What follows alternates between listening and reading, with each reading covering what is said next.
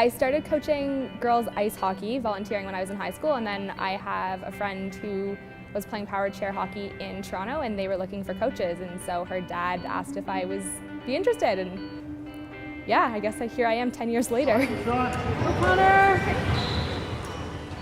When I started coaching hockey, I was actually coming off my own injury, and so it gave me another kind of outlet to stay connected with the hockey world. And we're super encouraging and positive throughout everything that's going on.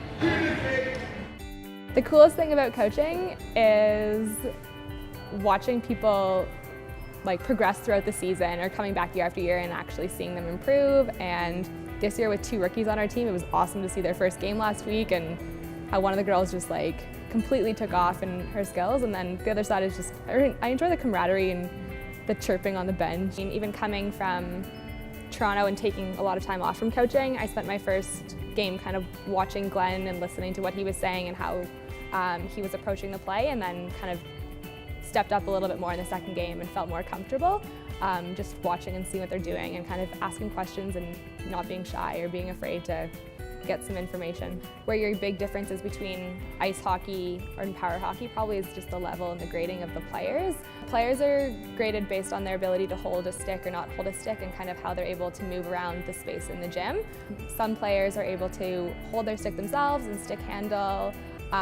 meanwhile driving with their other hand, and some players have their sticks taped to their chair and they're able to manipulate the ball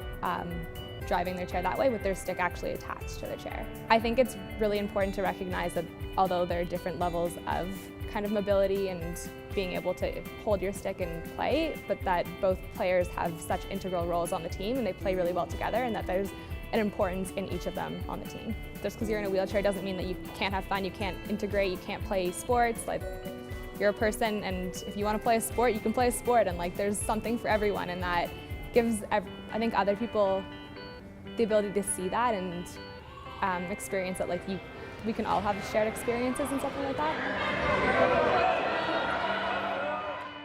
It's so much fun, and everyone has to start at some spot, so just because you've never played before doesn't mean that you shouldn't start now, and there's always a